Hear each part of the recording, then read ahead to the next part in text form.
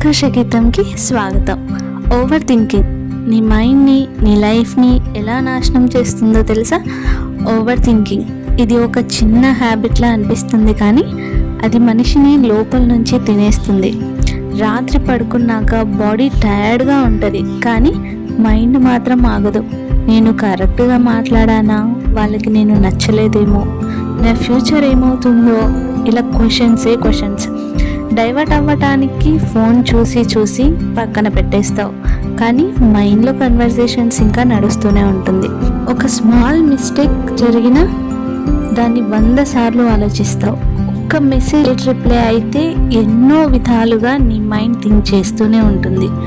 Over thinking అంటే ఆలోచించడం కాదు, ఆలోచించడాన్ని కంట్రోల్ చేయలేకపోవడం. ఒక థాట్ వచ్చింది అంటే అది ఒక్కటి కాదు, దాని పక్కనే ఇంకొక 10 థాట్స్ వస్తాయి.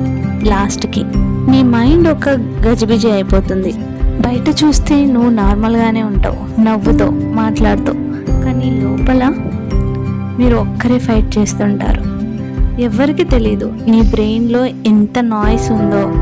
ఒక నిజం చెప్పనా? అయితే వినండి. మీరు ఎక్కువగా ఆలోచిస్తే మీరు ఇంకా కన్ఫ్యూజ్ అవుతారు, క్లారిటీ రాదు, కాన్ఫిడెన్స్ పోతుంది. ఓవర్ థింకింగ్ అంటే ఏంటో తెలుసా? పాస్ట్ని మళ్ళీ రీప్లే చేయటం, ఫ్యూచర్ని వరస్ట్గా ఇమాజిన్ చేయటం, ఫైనల్గా ప్రజెంట్ని వేస్ట్ చేయటం.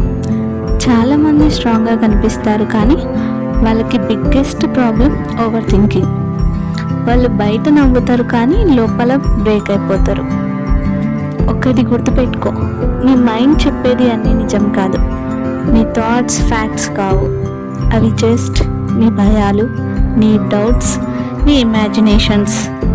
ఓవర్ థింకింగ్ ఆపాలి అంటే ఆలోచించడం తగ్గించాలి అని కాదు, యాక్షన్ పెంచాలి.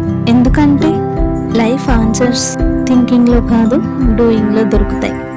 కొన్ని సింపుల్ విషయాలు ట్రై చేయి, ఆలోచించకుండా ఒక స్టెప్ ముందుకేసే. మైండ్లో ఉన్న థాట్స్ పేపర్ మీద రాయి. పర్ఫెక్ట్ టైం కోసం వెయిట్ చేయకు, బిజీగా ఉండు. ఒక్కసారి ఎవరితో అయినా షేర్ చేయి, చూస్తావుగా నీ మైండ్ స్లోగా కామ్ అవుతుంది. ఓవర్ థింకింగ్తో నీ లైఫ్ని నువ్వే స్పాయిల్ చేసుకోకు. నీ మైండ్ని నువ్వు కంట్రోల్ చేయాలి, లేదా అది నిన్ను కంట్రోల్ చేస్తుంది. గుర్తుపెట్టుకో, లైఫ్ అనేది ఆలోచించేదానికి కాదు, అనుభవించడానికి. Stop thinking, start living.